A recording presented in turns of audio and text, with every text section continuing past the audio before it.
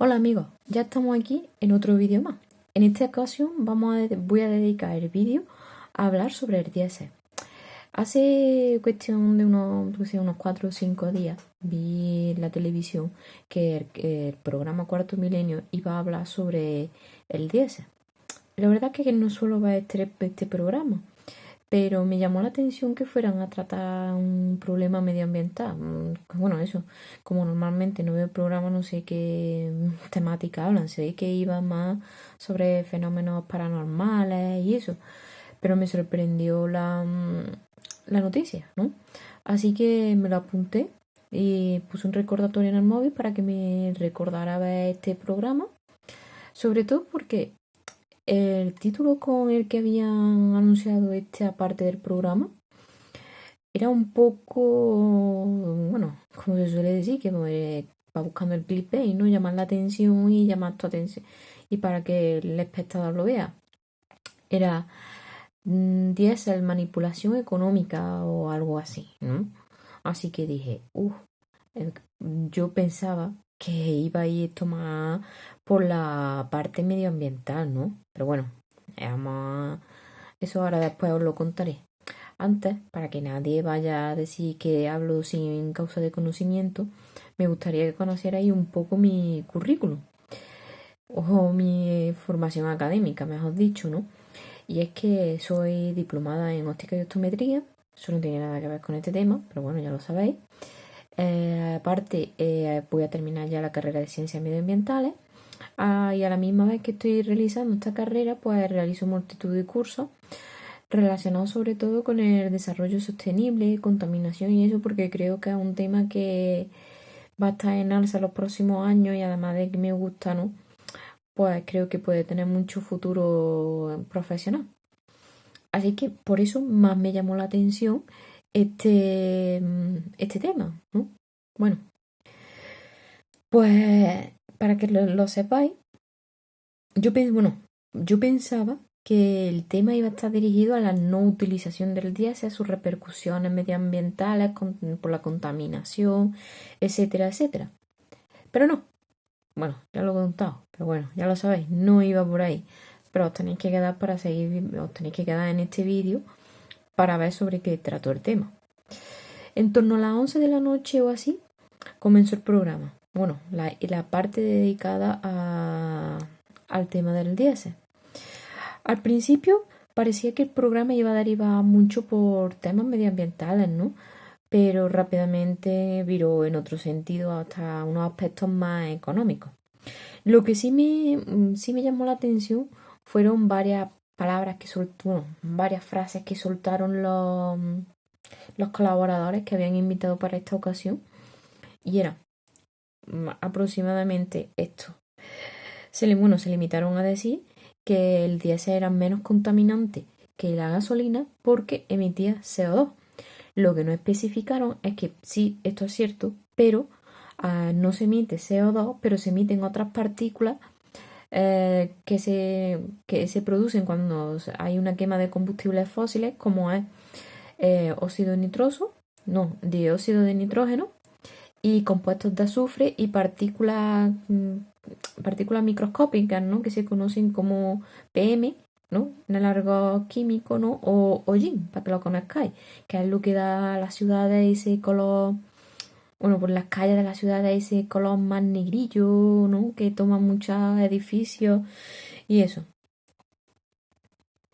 Además, estas partículas, además de ser malas para el medio ambiente, son perjudiciales para nuestra salud, ¿no?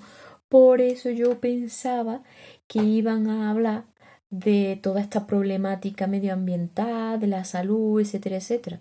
Pero no, como he dicho rápidamente, cambiaron a temas conspiratorios. Parecía un poco sobre el comercio de combustibles fósiles y la guerra que tienen Estados Unidos y los países orientales, ¿no? O Medio Oriente, por quién tiene más petróleo y bueno, ¿cómo se llama? Creo que es la guerra, bueno, no lo sé,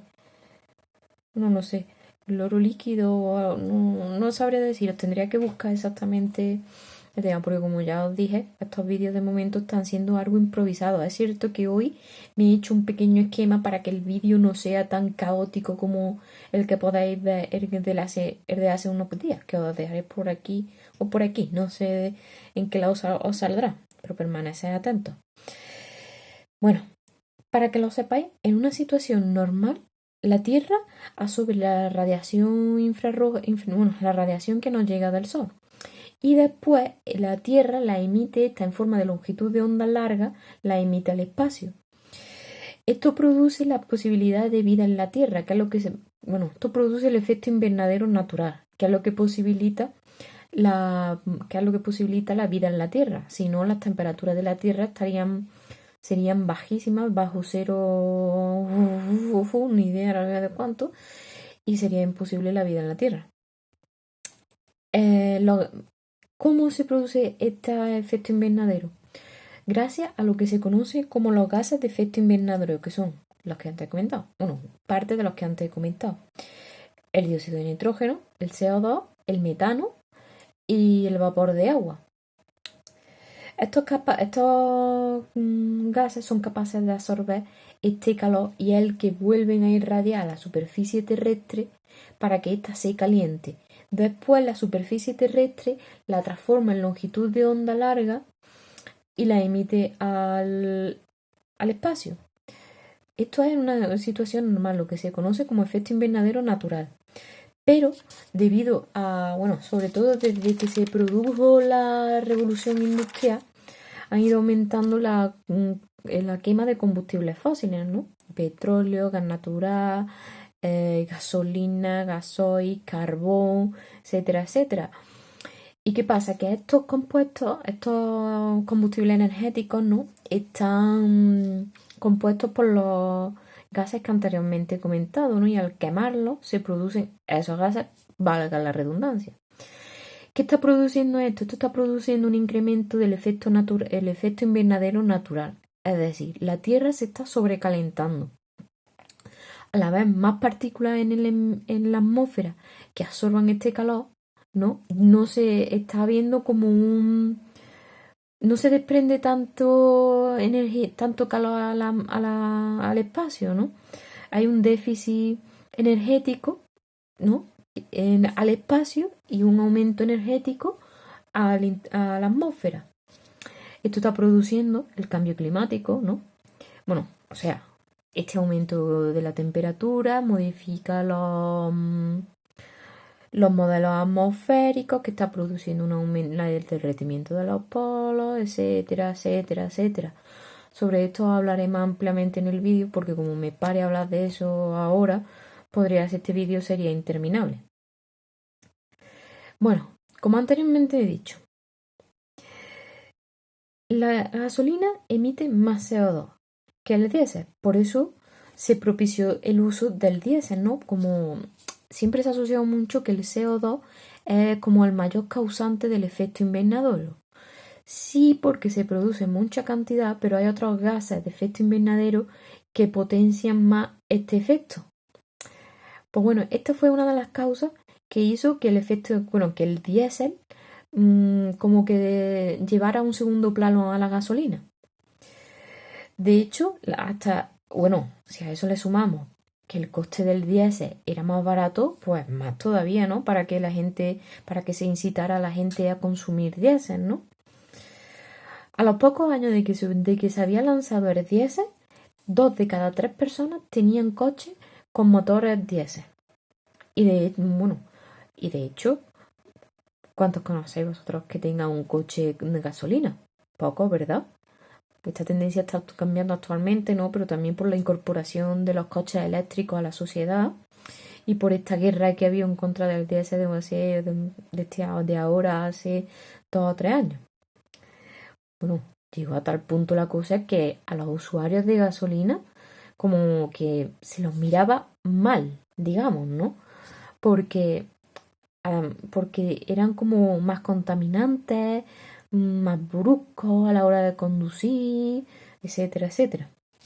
Y es que ¿por qué La gasolina emitía más CO2. Bueno, y esto lo voy a leer textualmente porque no quiero equivocarme y que después vengan los típicos haters a poner sus pegas. Y es que la gasolina, los componentes de la gasolina son muy amplios. Son un grupo amplio de compuestos hidrocarbonados, como parafina, ciclohexano, compuestos ciclobencénicos, etc. Es decir, son los que sepáis un poco de materia de química orgánica. Es como si enlazamos muchos carbonos, ¿no? Uno detrás de otro, se producen unas cadenas largas, ¿no? Y a estas se le añaden otra serie de compuestos, que ahí es donde se añaden los compuestos nitrogenados y de azufre que anteriormente he comentado, ¿no?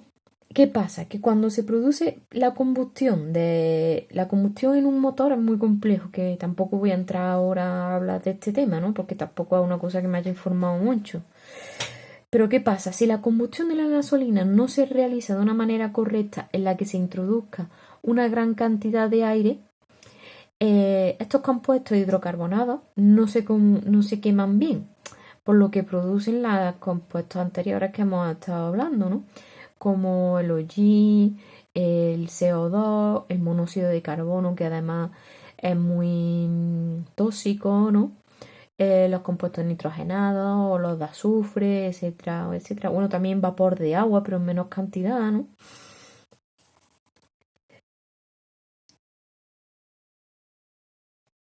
Pero, ¿por qué cogieron esa importancia los motores diésel? En los motores diésel ocurre una excepcionalidad, y es que se comprime el aire a una alta presión y temperatura para que la combustión se produzca de una manera más eficaz que en la gasolina.